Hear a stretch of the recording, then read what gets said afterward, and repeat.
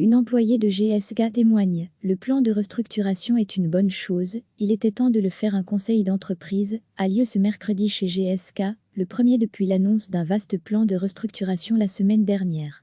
720 emplois sont menacés, en majorité des cadres, et 215 contrats temporaires devraient passer à la trappe.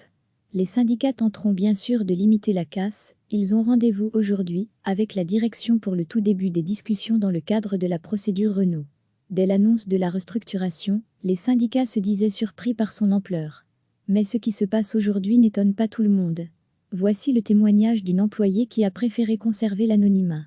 Elle travaille chez GSK depuis plus de 30 ans. « Cette boîte, je l'ai dans la peau », confie-t-elle. « J'ai toujours aimé travailler là, je trouve qu'on fait un chouette boulot, qu'on fait en plus un boulot utile, on fabrique des vaccins. » Enthousiaste et optimiste, cette employée jette pourtant un regard sévère sur le mode de fonctionnement de l'entreprise qu'elle a vu se transformer et grandir au fil du temps.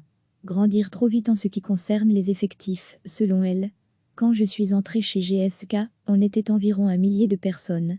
En l'an 2000, on est passé à 2000 membres du personnel. On est maintenant à 9200 ou quelque chose comme ça. Il y a évidemment beaucoup de choses qui se justifient parce qu'on produit beaucoup, on produit aussi des choses plus diversifiées et en plus grande quantité. Il fallait donc que ça grandisse, mais ça n'a peut-être pas grandi de la bonne manière, ou pas aux bons endroits en tout cas. Ainsi, dans certains services, le nombre d'employés et de cadres aurait augmenté de façon exagérée, presque sans contrôle. Rajouter éternellement des mains ne résout pas le problème de fond, qui est que s'il y a autant de boulot, c'est peut-être parce que les choses ne sont pas organisées de la bonne manière. Par exemple, vous aurez 10 personnes qui vont faire presque la même chose, mais chacune un peu à sa façon. Elles ont apparemment chacune une valeur ajoutée, mais peut-être que ces 10 personnes, on pourrait les réduire à 7 ou 8. Loin d'être efficace, le mode de fonctionnement de GSK serait même contre-productif.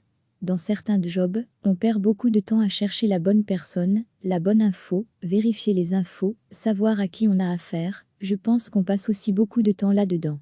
Ce qui devait arriver arriva donc, selon cette employée qui n'a pas été surprise par l'annonce du plan de restructuration, ni par son ampleur. Cela fait très longtemps que ces choses se disent entre collègues, qu'il faudrait réorganiser, qu'il y a trop de monde, qu'un jour ou l'autre, on va mettre la clé sous le paillasson, poursuit-elle.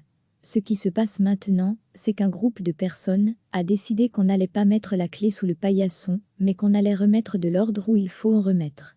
Notre employée témoin redoute évidemment de perdre son boulot. Elle a aussi une pensée pour ceux qui se retrouveront sur la touche sans l'avoir souhaité, tandis que d'autres partiront de leur plein gré pour rebondir ailleurs. Mais elle estime ce qui se passe aujourd'hui est une bonne chose pour GSK. Elle parle même d'une bouffée d'air frais qui aurait dû arriver bien plus tôt. La restructuration aurait fait moins de dégâts. Recevez chaque matin l'essentiel de l'actualité.